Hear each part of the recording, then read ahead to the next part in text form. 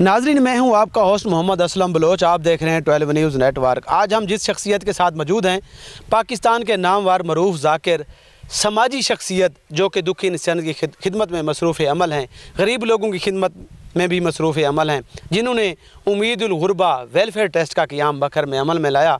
मेरी मुराद मेरे साथ मौजूद हैं पाकिस्तान के नामवर ज़ाकिर मरूफ सैयद मुर्तज़ा आशिक ऑफ लोटावाला, ये हमारे साथ मौजूद हैं। इन्होंने उम्मीदुल गुरबा वेलफेयर ट्रस्ट का क़याम अमल में लाया। चाहे ज़लज़ला हो, चाहे सैलाब की मुश्किल हालात हों, चाहे कोरोना जैसी वबाई अमराज हों, इन्होंने कोई मौका हाथ से नहीं जाने दिया। और उन लोगों की जिनकी बच्चियाँ जो कि लोग अपनी बच्चियों की वजह से और अपने बच्चों की वजह से परेशान थे कि उनकी शादियां की जा सकें और उनके हाथ पीले किए जा सकें, जो कि अपनी इंतज़ार करते थे सालों, उन लोगों की इन्होंने लिस्टें तैयार करवाई हैं। अपने खुफिया ज़राए से, अपने लोगों के ज़रिए उनकी लिस्ट तैयार करने के बाद उनकी शादियाँ करवाई हैं। ये बेटियाँ उनके सरों पर हाथ रखा, उनको जहेज़ का मुकम्मल सामान दिया और उन्हें वलीमे का भी उनके लिए एहतमाम किया। सैयद मुर्तज़ा आशिक ने न सिर्फ शादियां करवाईं, बल्कि सैलाब के दौर में, कोरोना के दौर में उन लोगों के घरों की दहलीज़ तक, थानों में जहाँ पे लोगों का आना जाना था, चाहे डिप्टी कमिश्नर ऑफिस हो, चाहे DPO ऑफिस, चाहे थाना हो, चाहे अपना इलाका या कुछ और इलाके या फिर वो मुतसरा इलाकों का, इन्होंने ख़ुद विज़िट किया, अपनी टीम के ज़रिए राशन तैयार करवाया और उन लोगों के घरों तक पहुंचाया। और ये सिर्फ मशहूरी के लिए नहीं, बल्कि खुशनूदी खुदा के लिए। ये इनका ये ही कहना था कि अगर हम ये जो मैसेज देते हैं TV पर, सोशल मीडिया पर, इसका मकसद हरगिज़ ये नहीं है कि मैं अपनी एडवर्टाइजमेंट करूं। इनका मकसद ये होता है कि हमारे जैसा अगर कोई तैयार हो जाए तो कुछ और लोग मुस्तफ़ीद हो सकते हैं। फिर इन लोगों के लिए भी मैसेज आता है जो हौसले छोड़ चुके होते हैं, उनके हौसले बुलंद होते हैं, उनकी उम्मीद की किरण सैयद मुर्तज़ा आशिक उनको नज़र आते हैं। ईद पर अपने बच्चों के कपड़े सिलाने के साथ डिप्टी कमिश्नर बखर डॉक्टर नूर मोहम्मद अवान, जो कि उन्होंने निशानदी की कि बखर में जो कि यहाँ पे हमारा बना हुआ है यतीम खाना, वहाँ पर भी 200 के करीब बच्चे मौजूद हैं, जो कि ईद भी करीब है और उनके कपड़े नए नहीं सिलाए गए।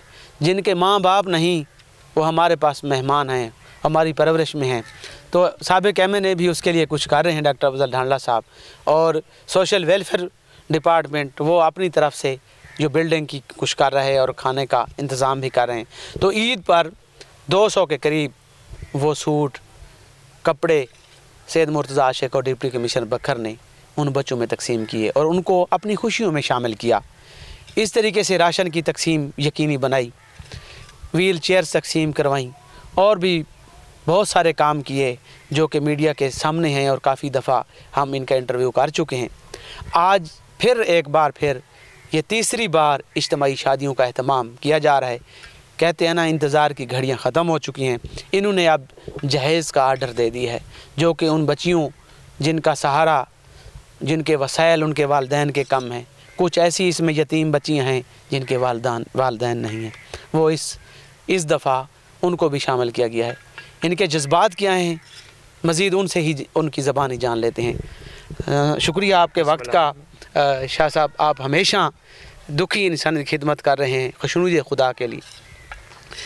मैं काफ़ी डिटेल में आपकी चीज़ें बता चुका हूँ, ऐसे है या मैं कोई गलत कह रहा हूँ? बिल्कुल आप ठीक। और आज के प्रोग्राम के हवाले से ये जो अभी आप तैयारियां कर रहे हैं, यकीनन अगर एक बंदे की भी शादी हो, एक बच्चे की शादी हो, तो घर वाले शादी की तैयारी शुरू कर देते हैं, तो उसके लिए भी उसे वक्त की ज़रूरत होती है। तो आप तो माशाल्लाह उन काफ़ी बच्चियों के बाप की मानद और उनके भाइयों की मानद आप उनके सरों पर हाथ रखने वाले हैं, उनके हौसले बुलंद करने वाले हैं। कितना टाइम और लगेगा? असलम भाई, आप जानते हैं इस नए काम में हमेशा हमारे साथ होते हैं आप, तो अल्लाह आपको सलामत रखे। तो आप जानते हैं पहले 172 शादी मैंने कराई थी, तो फिर 100 शादी मैं करा रहा हूँ। तो उसमें काफ़ी वक्त लगा है क्योंकि बिजली की लोड शेडिंग हमारे इलाके में काफ़ी थी, तो फर्नीचर पे बहुत टाइम लगा है। तो फर्नीचर तैयार हो चुका है अल्हम्दुलिल्लाह, बाकी भी जहेज़ का सामान मुकम्मल तैयार हो चुका है। तो इंशाल्लाह जल्द हम डेट का ऐलान करेंगे, वो आपके साथ मशवरा करेंगे। تو ہمیشہ اللہ تعالیٰ اس نیک کام کسی سے بھی لینا ہوتا ہے تو ہم اپنے آپ کو خوش نصیب سمجھتے ہیں یہ نیک کام اللہ تعالیٰ ہم سے بھی لیا ہے۔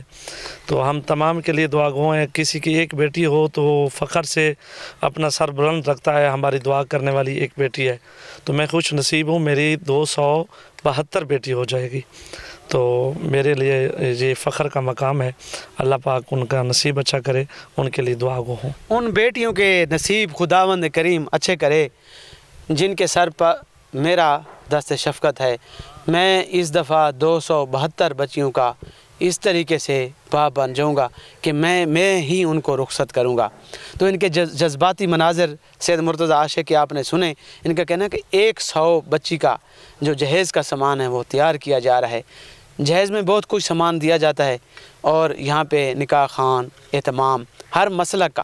ان سے مزید بھی تھوڑا سا سوال کرتے ہیں کہ اکثر لوگ یہ سوال کرتے ہیں کہ یہ جو ذاکرین ہیں، زیر ان کا جو تعلق ہے وہ ذاکری سے ہے، اور ذکر امام حسین علیہ السلام تو وہ کرتے ہیں، تو زیادہ تر ان کی کوشش ہوتی ہے کہ یہ جو ان کے ماننے والے ہیں حضرت امام حسین علیہ السلام کا ذکر سننے والے، تو ان کا خیال رکھا جاتا ہے۔ لیکن میں جب سے ہی ان کے ساتھ اٹیچ ہوا ہوں تو یہ ایسے لوگ بھی جو دیگر مکتب فکر سے تعلق رکھتے ہیں، مسالک سے رکھتے ہیں، تو بلا تفریق مذہب مسلک ان لوگوں کو انوائٹ کیا جاتا ہے۔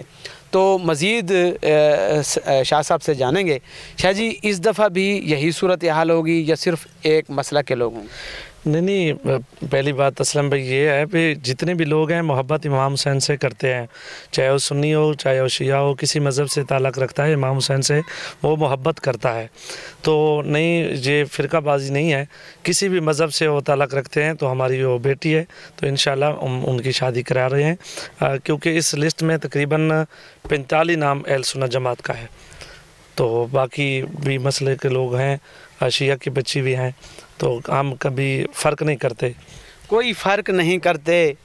یہی تو مزے کی بات ہے کہ بلا تفریق رنگ و نسل، بلا تفریق مذہب مسلک، تو صرف انسانیت، کیونکہ خدا نے قرآن مجید میں ارشاد فرمایا ہے کہ جس نے ایک شخص کی جان بچائی گویا اس نے پوری انسانیت کی جان بچائی۔ تو یہی فارمولہ ہے انسانیت کا، تو خدا نے صرف انسانیت کا ذکر ضرور کیا ہے قرآن مجید میں، اور ایسے لوگوں کے لیے ایسی شخصیات اللہ تعالیٰ نے۔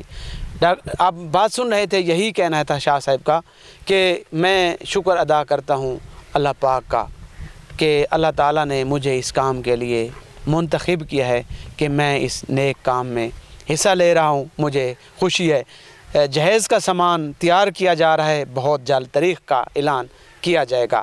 مزید تھوڑا سا اور بھی جان لیتے ہیں، جہیز میں کون کون سی چیزیں تیار کی جاتی ہیں جو آپ کے لیے بڑا مشکل مرحلہ بھی ہوتا ہے، اس میں کون کون سی چیزیں زیادہ شامل کرتے ہیں؟ بھائی اسلام آپ جانتے ہیں، پہلے بھی میں جو شادیاں کرائے ہیں آپ سب جانتے ہیں، جتنا پہلے میں سامان دے چکا ہوں اتنا بھی سامان کا انتظام میں کر رہا ہوں۔ جہیز میں فرنیچر کا جتنا بھی سامان ہوتا ہے اس کا انتظام ہو رہا ہے، اور اس کے جو بستر ہیں ان کا انتظام ہوتا ہے، کپڑے ہیں، جوتے ہیں، جو بھی ان کی ضروریات کا سامان ہوتا ہے وہ انشاءاللہ ہم دے رہے ہیں، تو انشاءاللہ عنقریب کچھ دن بعد ہم اس کی تاریخ کا اعلان کر دیں گے۔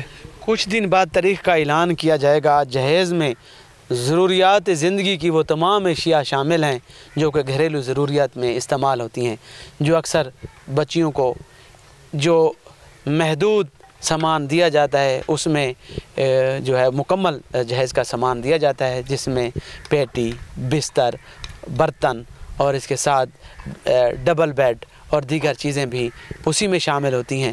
ان کی یہ خواہش ہوتی ہے کہ میں ہر بچی کو اسی جو اب میں اپنی بیٹیوں کی طرح انہیں رخصت کروں، اور 100 شادی کرانا یہ آسان کام نہیں ہے، بہت بڑا کام ہے، تو اللہ تعالیٰ جو ہے ان کی یہ کوشش ایفرٹس خداوند کریم اپنی بارگاہ میں قبول کرے۔ ناظرین پھر نئے پروگرام کے ساتھ حاضر ہوں گے، اور یہ پروگرام بھی آپ نے ضرور دیکھنا ہے کہ انشاءاللہ جلد یہ اجتماعی شادیوں کی تقریب پھر ایک بار پھر اس کا وقت قریب آ چکا ہے، جس کے انتظامات مکمل کر لیے گئے ہیں۔ نئے پروگرام کے ساتھ پھر حاضر ہوں گے، اب تک دیجیے گا اسلم بلوچ اور ذاکر سید مرتضیٰ عاشق افلوٹا والا کو اجازت۔ اللہ حافظ. اپنا بہت سارا خیال رکھیں, دعاؤں میں یاد رکھیں.